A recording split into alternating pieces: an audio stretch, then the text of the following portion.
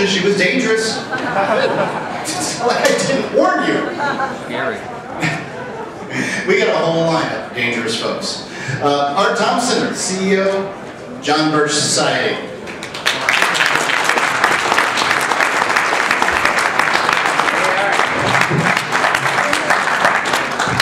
Thanks for all of you being here.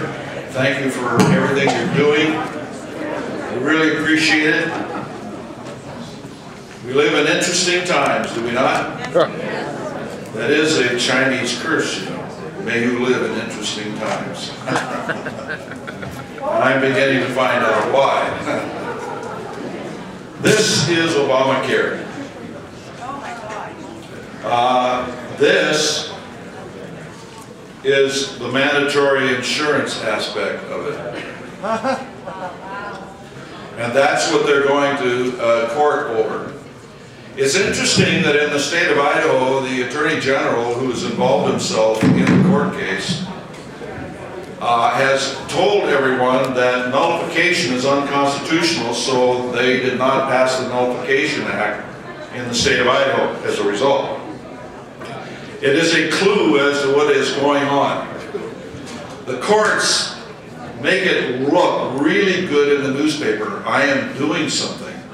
I'm getting something onerous in front of a federal judge who will drag this thing out forever, and it'll never happen. But I can go back to my people and say, I tried. When in fact, it was all show business.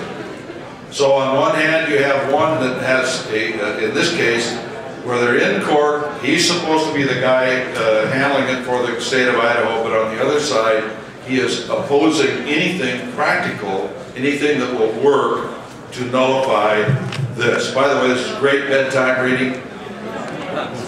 You don't need drugs to go to sleep. It's wonderful.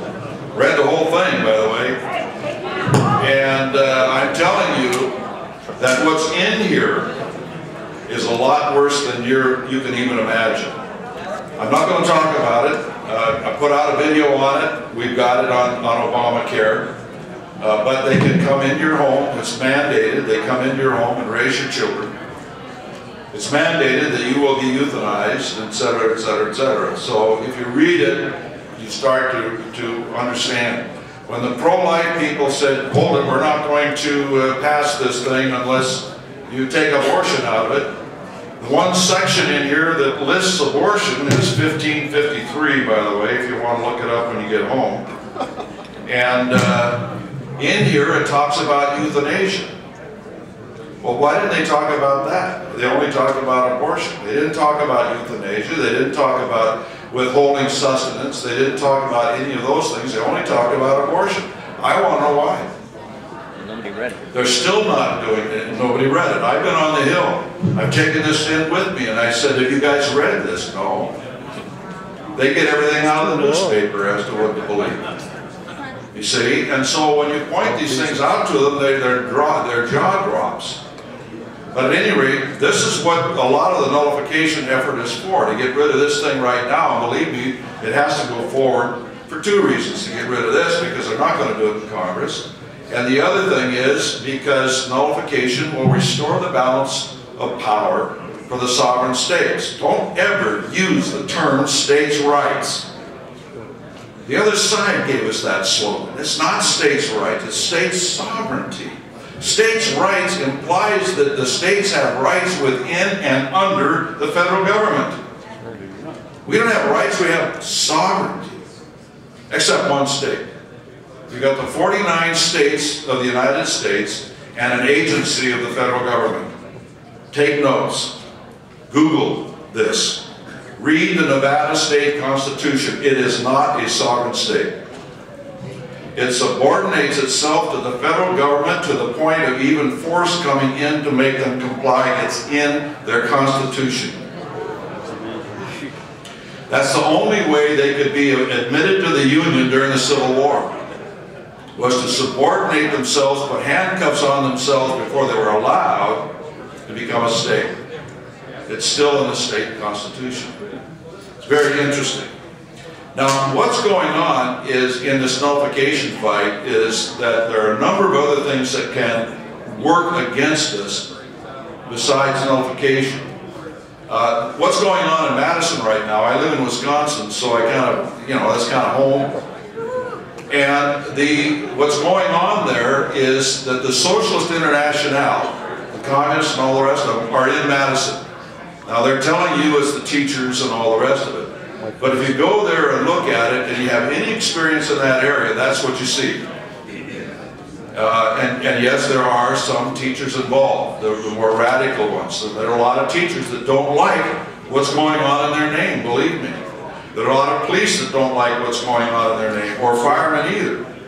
But here's the kind of thing that's happening now. I'm going to read you a letter that was sent out to over 100 businesses in the state of Wisconsin. If you don't mind me using my cheaters here. As you know, Scott Walker did not campaign on this issue, meaning, talking about collective bargaining. When he ran for office, if he had, we are confident that you would not have listed among his, you would not be listed among his largest contributors. As such, we are contacting now to request your support.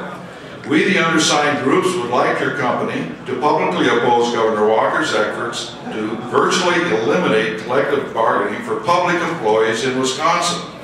While we appreciate that you may need some time to consider this request, we ask for your response by March 15th, and this was given to him on March 11th. In the event that you do not respond to this request by that date, we will assume that you stand with Governor Walker and against the teachers, the nurses, the police officers, the firefighters, and other dedicated public employees who serve our communities. I smell a fire. In the event that you cannot support this effort to save collective bargaining, please be advised that the undersigned will publicly and formally boycott the goods and services provided by your company. Your store better not catch fire. Signed by the Wisconsin Professional Police Association, the Professional Firefighters of Wisconsin, the Madison teachers, and etc. And this is, and some locals of those entities. Literally, it's syndicalism. Look it up in your dictionary. Syndicalism is coming to power through the power of the union.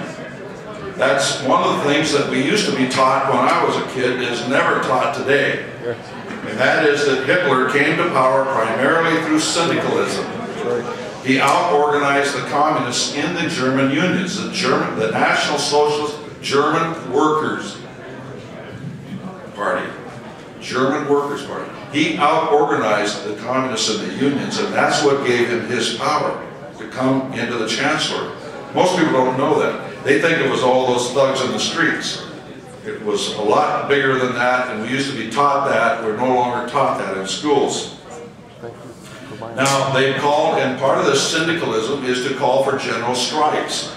They have called for a general strike in Wisconsin. And the individuals that have agreed, and by the way, the general strike has been called by the Socialist Alternative, okay? Now it's an umbrella group, brand new organization, didn't exist before, of socialist parties. And the individuals who have agreed to have a general strike along with the socialists are the Wisconsin Professional Police Association, the Wisconsin Professional Firefighters Association, Madison teachers, etc. So you see, what you're witnessing is something that's going on much bigger than collective bargaining. What's really going on is an attempt to overthrow the last election. That's really what it is.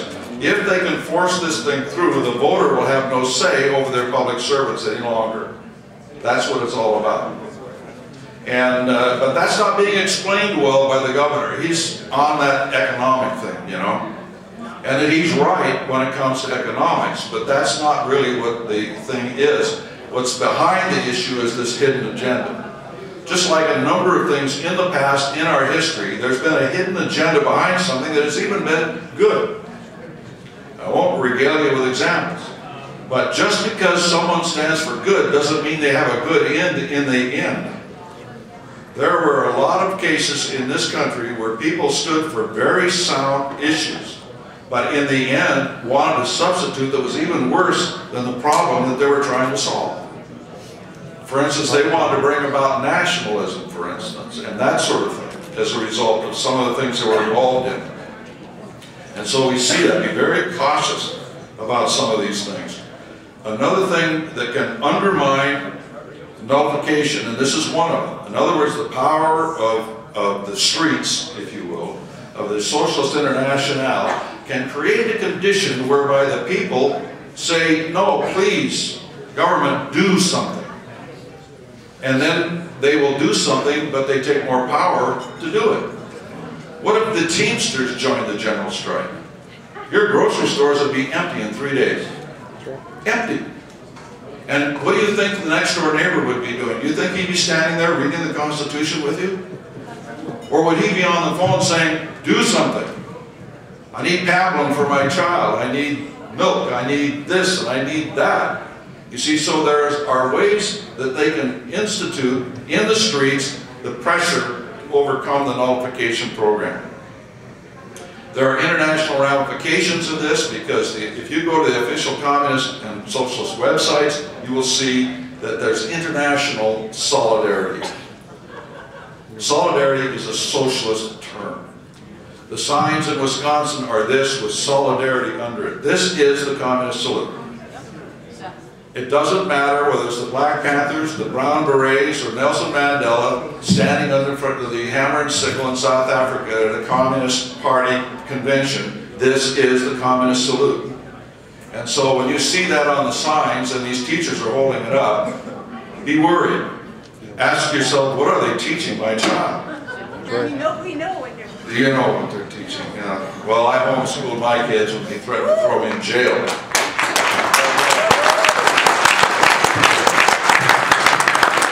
Said, go for it. I'll take it all the way to the Supreme Court if I lose everything. Wow. And so I had a truant officer come and visit me, and he says, oh, well, then I understand what you're trying to do here. He says, you're trying to start a school, aren't you? Yeah, I guess so. He says, good, because I've got some forms here for you to fill out. And as long as you're filling those forms out, I can't touch you. It might take you years. Had a friendly guy from the government. Can you believe it? Hallelujah. At any rate, the thing is that there are other things too that can negate what we're doing. For one instance, ignorance can really hurt this movement. You know, just because you recognize a problem doesn't always mean that you recognize a solution. It takes a great historical background to understand some of these things. For instance, the Germans knew that communism was bad. The Italians knew that communism was bad. But what was the solution? Hitler and Mussolini. Now, that doesn't make much sense to me. And yet, you see, they recognized a problem, but they couldn't recognize a solution, nor were they organized for a better solution. You see, all these people are organized. They're collectivists. That's what they do. They collectivize. They get together. They organize. We're individualists. I want to do my own thing. Don't bother me. But it's time that we start to become organized. We in the John Birch Society are known as an educational army. Everybody hears education. They never hear the army part. But we organize right down into the neighborhoods. Educate, organize, and activate people. We don't toot our horn, we don't wave a flag, we just quietly go about doing our thing. That's why a lot of people have an adverse feeling about the John Birch Society because of what they've seen in the newspapers. The newspapers, the people who control the newspapers, don't like us. Why? Very simple. We're effective. But we do it quietly. And they don't like that. The thing is that there's only really one solution, and we should never keep our eye away from that. And that's the Constitution. I think all of us here know that. But a lot of times it's hard to support the Constitution. Why? Because it means responsibility. We all have to assume responsibility, not just for our own actions, but our own inaction. We have to assume the responsibility for the education of our children, for the rearing of our family, for our communities. And it isn't simply individual responsibility, because individual responsibility is almost always implemented through a group. My family, my church, my job, my community group, my local government, whatever it is. That's how I exercise my individual responsibility. But to do that, I have to work with other individuals. You know how hard it is to herd a bunch of cats? Well, that's what it is when we all get together. We're all a bunch of cats. We all want to do our own thing. Don't pet me. No. But at any rate, but the Constitution is under attack in subtle ways. The enemy we fight, and let me make this point, we are not fighting issues. Ladies and gentlemen, we're fighting people. The issues are dreamt up by people, they're organized by people, they're financed by people, they're promoted by people. It's the people that we fight. We're not fighting new ideas. These are ancient ideas that we're dealing with outside of technology. There's nothing new in that regard. They've been able to out-organize us for a long time. So we have to become organized. One of the things, however, that they're trying to blunt the movement with is a number of initiatives that will, in the long run, be more harmful than the problem we deal with now. How many here think that the Congress follows the Constitution? Any hands? Let's see, the Supreme Court, the President. Okay, now what if we pass a new amendment? Do you think that they're going to? No. What if we have a constitutional convention? Do you think they're going to? God help them. You know, there have been 2 constitutional conventions in the history of the United States. Now you think there's only been one, huh? So what are you talking about, 2? Well, whether you like it or not, the Confederacy was part of the United States. I mean, America anyway. And they had a constitutional convention, and there was a unique thing about both those constitutional conventions. They were both held in secret. Remember the famous incident where the woman walks up to Benjamin Franklin and says, "Sir, what have you given us?" Because she didn't know it was a secret. And he says, "A republic, ma'am, if you can keep it." And when they convened the Constitutional Convention for the Confederate Constitution, they even took a vote. Do we meet in secret? Do we record it? And they said, no, we're going to hold it in secret, we're not going to record it. That's the history of constitutional conventions, is secrecy. And I don't know about you, but I don't want Joe Biden. I don't want the Massachusetts legislature or the New York legislature deciding who's going to sit in that constitutional convention. And that's what it's going to turn out to be. Right now, by the way, in Maine, I guess it is, or is it New Hampshire, there is a SCR1 in front of committee in the state Senate that apparently has missed everybody's attention for a con. So when you get home, ask them about it. You know, they stopped it in the House, but this one, huh? I've said no to that. You said no to it? Hell yes. Well, as long as you can take care of it. But get a hold of your state senators, because it's there. It's very dangerous. Look, take a balanced budget. How many here want a balanced budget? Not with a con.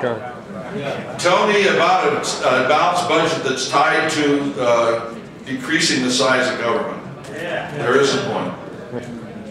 There's no balanced budget amendment that says you decrease the size of government to bring it into balance. You increase the taxes. You know, in 2007,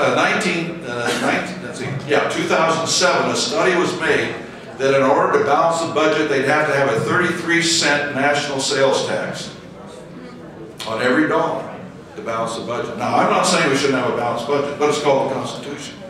If you go by the Constitution, it will reduce government at least at 20% of its size.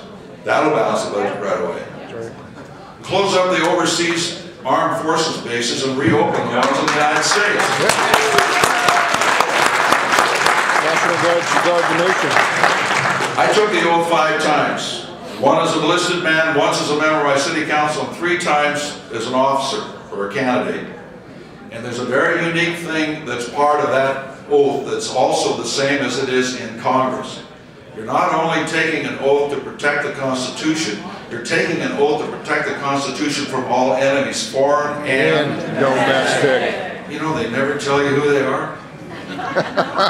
You ever notice that? You gotta figure that out. We're supposed to think they don't exist. That's pretty much, they don't exist. But believe me, since day one, there have been enemies to the Constitution of the United States. It's been a battle that's been raging for 230 years. And I'm writing a book right now on the first 100 years of the United States based on the secret societies and communist movements that were involved even from the very beginning, and the influence it had on the country. I'm about 2/3 of the way through. And it's been a shock for me because it's a 40-year project. I got 500 books in my bibliography. And I just, in the last 6 months, have gone back over all of my notes, and a number of things stick out. And the one thing that sticks out, and don't ever let this get lost in your memory banks. The one thing that sticks out of the enemies to the Constitution and our country, this great experiment, is the fact that it is an anti-God movement. The rest of it is simply an agenda to fulfill that. And it's true, locked up, put a ribbon about it, put it on the Christmas tree. That's what it is. And you will be shocked if you ever read it about some of the people that said great things, but did very bad things because they were using the movements to an adverse end for an adverse goal. We today have a better chance of saving this country than they did in Washington's administration, to be honest with you. How many of you know that there were 10,000 people in Philadelphia looking to hang George Washington at one point in a riot? See, no, most people don't know that. And it was stirred up by foreign influences and domestic influences. People really don't know how precarious this experiment has been over the years. We have a better chance now because there's more information out there, more people are getting organized, more people are getting active, and that's great. Let's keep it up. We're going to win this thing. Thank you.